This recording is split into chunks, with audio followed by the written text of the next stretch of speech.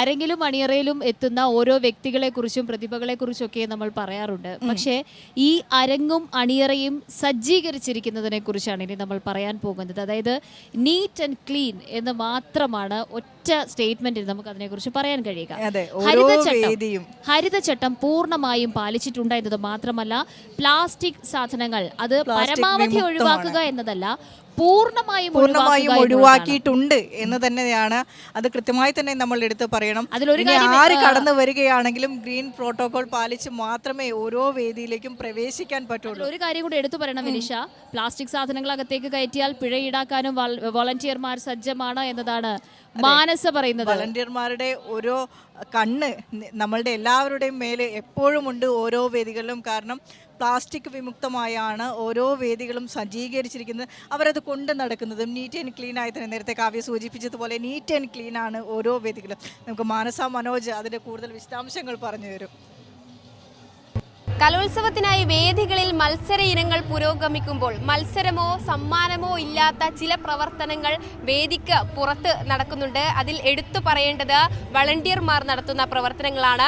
ഹരിതചട്ടപ്രകാരമുള്ള protocol അനുസരിച്ചുള്ള പ്രവർത്തനങ്ങളാണ്. വേദിക്കരികിലെത്തുന്ന എല്ലാവിധ പ്ലാസ്റ്റിക് മാലിന്യങ്ങളും അല്ലെങ്കിൽ ഇത്തരത്തിലുള്ള എല്ലാ ചപ്പുചവറുകളും എടുത്തു മാറ്റാൻ പ്രത്യേകം ശ്രദ്ധ പുലർത്തുന്ന വളണ്ടിയർമാരെയാണ് നമ്മൾ കണ്ടുകൊണ്ടിരിക്കുന്നത്. ഏതായാലും ഈ പ്രവർത്തനം ഈ കലോത്സവ വേദികളിൽ എല്ലായിടത്തും തന്നെ പുരോഗമിക്കുകയല്ലേ? അതെ അതെ അതെ. പുത്തരിക്കണ്ട മൈതാനത്തുണ്ട്, ടാഗോർ തിയേറ്ററിൽ കുറച്ച് വോളണ്ടിയേഴ്സ് ഉണ്ട്.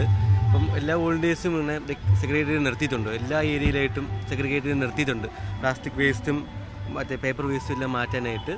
അപ്പോൾ എല്ലാ വോളണ്ടിയേഴ്സും രാവിലെ തൊട്ട് 8 മണി തന്നെ കൃത്യനിഷ്ഠതയോടെ എത്തുന്നത്. ഇവിടെ എല്ലാവരും നല്ല രീതിയിൽ ജോലി എടുക്കുന്ന, ആരും ഒരു സ്ഥലത്തും മടിയടിച്ചിരിക്കുന്നത് കാണാനുമില്ല. അതെ.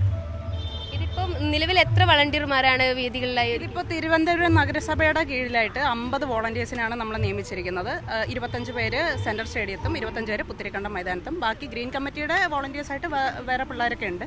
അപ്പോൾ നിലവിലിപ്പം ഇവരിങ്ങനെ ചെയ്യുന്നതോടെ ബാക്കിയുള്ളവർക്ക് വരുന്ന ജനങ്ങൾക്ക് ഒരു അവയർനെസ് പോലെയും പിന്നെ അതുപോലെ ഇനി പ്ലാസ്റ്റിക് വലിച്ചെറിയാതിരിക്കാൻ വേണ്ടിയിട്ടുള്ള ഒരു രീതിയിലാണ് നമ്മൾക്ക് അവർ അവയർനെസ് കൊടുക്കുന്നത്. പിന്നെ അതുപോലെ നമ്മൾ പ്ലാസ്റ്റിക് അറസ്റ്റ് എന്ന ഒരു പരിപാടിയും കൂടെ നടത്തുന്നുണ്ട്. അതായത് ആൾക്കാർ വരുമ്പോൾ നമ്മൾ ഒരു തിരുവനന്തപുരം നഗരസഭയുടെ ഒരു സ്റ്റിക്കർ നമ്മൾ അതിൽ ഒട്ടിച്ച് കൊടുക്കുന്നു ഇവരെ കൊണ്ടുവരുന്ന കുപ്പിയിൽ.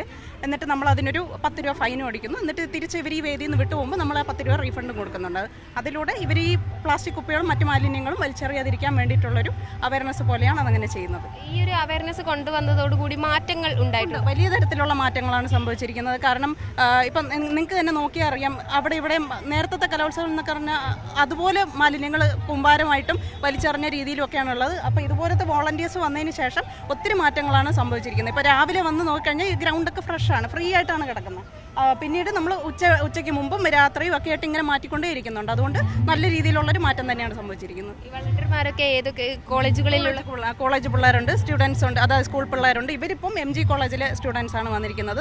നഗരസഭ ഇൻചാർജ് ഏൽപ്പിച്ചിരിക്കുന്ന കുട്ടികളാണ് ഇവർ. കുട്ടികളെ കൂടാതെ ഹരിതകർമ്മസേനയുടെയും ഉണ്ട്, ഹരിതകർമ്മസേനയുണ്ട്, പിന്നെ സ്വീപ്പേഴ്സ് ഉണ്ട്, പിന്നെ നമ്മുടെ നഗരസഭയുടെ ഇതായിട്ട് കുടിവെള്ള വിതരണവും പിന്നെ അതുപോലെ സ്വീപ്പേഴ്സിന് ഇവിടെ ക്ലീൻ ചെയ്യാനും ഹരിതകർമ്മസേന പ്ലാസ്റ്റിക് ഒക്കെ പെറുക്കാൻ വേണ്ടിയിട്ടും എല്ലാം ഏൽപ്പിച്ചിട്ടുണ്ട്. എല്ലാ ഡ്യൂട്ടിയും അവർ കൃത്യമായിട്ട് ചെയ്യുന്നുമുണ്ട്. എന്തായിരുന്നു ചുമതല? ഞാനിപ്പോൾ ശുചിത്വ മിഷൻ്റെ യങ് പ്രൊഫഷണലായിട്ടാണ് വർക്ക് ചെയ്തിരിക്കുന്നത്. പിള്ളേരുടെ മോണിറ്ററിംഗ് ആണ് ഞാൻ ചെയ്യുന്നത്. ഏതായാലും നല്ല പ്രവർത്തനവുമായി ഹരിതകർമ്മസേനയും കോർപ്പറേഷനും ഒപ്പം തന്നെ തിരുവനന്തപുരം ജില്ലയും ഉൾപ്പെടെ മുന്നോട്ട് പോവുകയാണ്. ശുചിത്വത്തിൻ്റെ കാര്യത്തിൽ എന്നും നമ്പർ 1 തന്നെയായിരുന്നു.